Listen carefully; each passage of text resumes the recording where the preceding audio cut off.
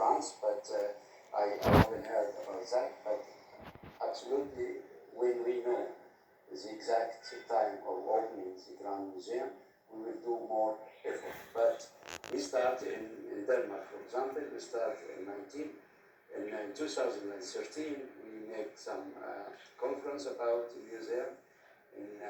In 2018, we also did that, and now in May 2022. Yes.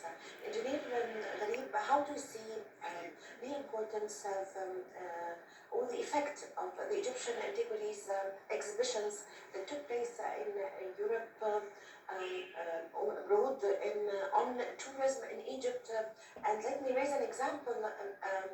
A collection of the belongings of the treasures of Tutankhamun were being exhibited in Paris, in England, in a number of European countries. It is fantastic, actually, that we can do that. Scandinavia tried the last 100 years to have some this collection in Scandinavia. It was difficult, of course. The authorities in Egypt tried to concentrate about the big city like Paris or New York or London also.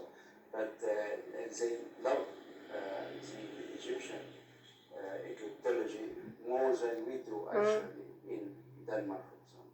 Yes, and this would of course advertise for or attract tourists to come and visit the Grand Egyptian Museum, these exhibitions. That's what all we hope, that because it's very sad that the tourism to Egypt has declined the last many years, and we hope that the Grand Museum, the new Grand Museum, will a reason for gaining back the tourism to Egypt. So, why is this a Grand Egyptian Museum that important, and what does this museum encompass? It is more than important, especially abroad. They focus about it very much because it is the largest museum project in the world, in history actually, not in history. It is أكبر متحف في العالم. It's huge, and التاريخ. it will contain hundreds thousand artifacts. In one place, it will contain also the Ramses II, and it contains a collection of Tutankhamun. So it's a huge actually project. The only I will miss that here in Egypt they succeed to organize it well, to how to attract those to Egypt. Yes. So when the treasures of Tutankhamun were exhibited abroad, they are going to come back to Egypt to stay forever at the Grand Egyptian Museum, isn't it?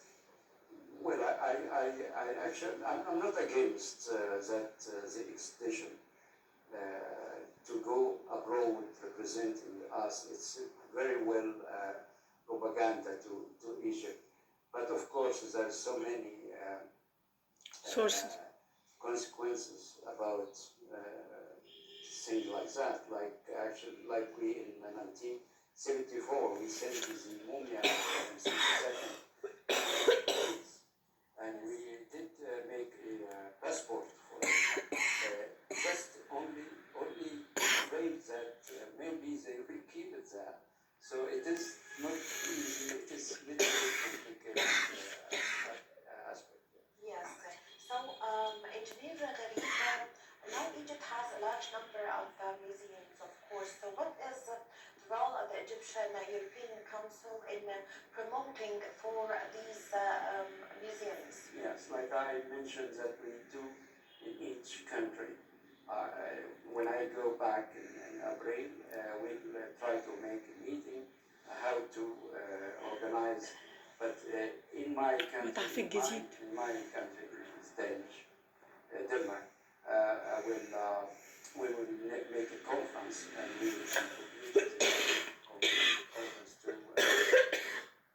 because there is so many things. We do what the embassy, for example, have to do something which we miss very much.